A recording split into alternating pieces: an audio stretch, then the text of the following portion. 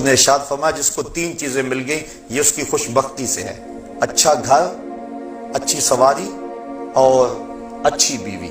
یہ جس کو 3 چیزیں مل جائیں یہ اس کی خوش بختی سے ہے۔ تو اچھا گھر یہ انسان کی آرزو ہے، تو ان سے پوچھو جو کرائے پہ رہتے ہیں، جب مالک مکان کہتا 8 دن کے اندر اندر گھر فارغ کرو، اور جوان بچیاں اب کدھر جائے، آگے مکان مل نہیں رہا، یہ اس سے کو پوچھے کہ وہ کس حال میں ہوتا ہے، تو اسلام نے نفی نہیں کی۔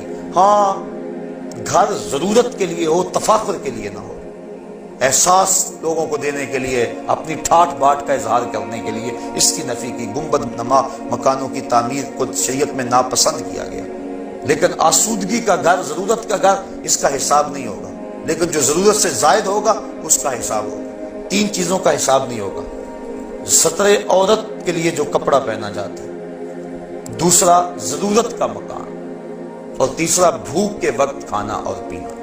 ان 3 چیزوں کا قیامت کے دن حساب نہیں ہوگا۔ اس کے علاوہ ثم لتسألن یومئذ عن النعیم، ہر نعمت کے بارے میں بندے سے پوچھا جائے گا اور اس سے سوال کیا جائے گا۔ اس لیے ہم اپنی جو ضرورت ہے اس کو پورا کر لیں، نہ یہ ہے کہ ہم ظاہر ٹھاٹ باٹ کے لیے جو ہے وہ حدود بھی پھلانگ جائیں تو قیامت کے دن پھر اس کے حساب میں جکڑے جائیں۔ حضرت غوث اعظم نے جو مکان کے حوالے سے بات کہی ہے وہ اس طرح کے مکان کے بارے میں کہی ہے، فرمایا مکان بنا رہا ہے، بسیں گے اور حساب تو دے گا۔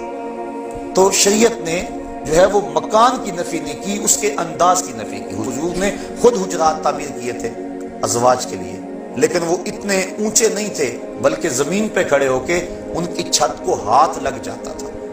تو شریعت نے اس کی نفی نہیں کی، مکان کی، اس کے انداز کی نفی ہے۔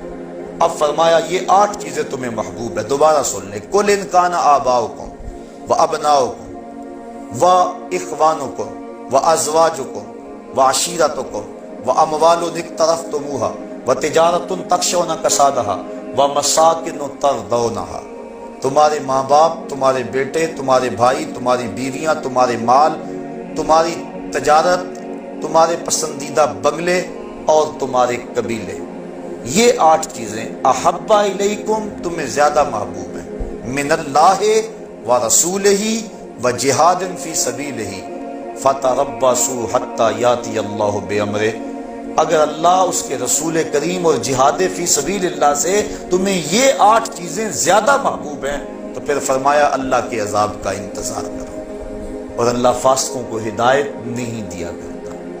اب ان 8 چیزوں سے جو تعلق ہے اور محبت کا جو رشتہ فطری ہے، اسلام نے اس کی نفی کیے بغیر موازنہ کا حکم دیا کہ تم ایک پلڑے میں ان 8 چیزوں کی محبت رکھ لو، اور ایک پلڑے میں اللہ اور اس کے رسول کریم کی محبت کو رکھو، اور پھر وزن کرو۔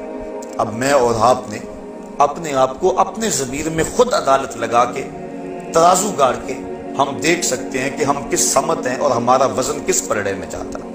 تو جب انسان اللہ، اس کے رسول اور جہاد فی سبیل اللہ سے جو ہے ان رشتوں کو ترجیح دیتا ہے، اللہ فرماتا ہے ایک تو میرا عذاب کا انتظار کرے، دوسرا ان فاسقوں کو پھر اللہ ہدایت نہیں دیا کرتا۔ بڑے بڑے سامان ہدایت کے آ جائیں لیکن وہ اس سے عبرت نہیں لیتے، بلکہ وہ اسی طرح زندگی گزارتے رہتے ہیں۔ ہم دیکھیں کہیں ایسا تو نہیں ہے کہ ان بدلتے ہوئے حالات کے باوجود بھی ہم عبرت کی راہوں پہ نہیں آ رہے، کہیں ایسا تو نہیں کہ ہمارے یہ رشتے اللہ اس کے رسول سے کہیں محبت میں زیادہ تو نہیں ہے۔ ہم ضرور اپنے آپ کو دیکھیں، سوچیں، اس پہ تفکر کریں۔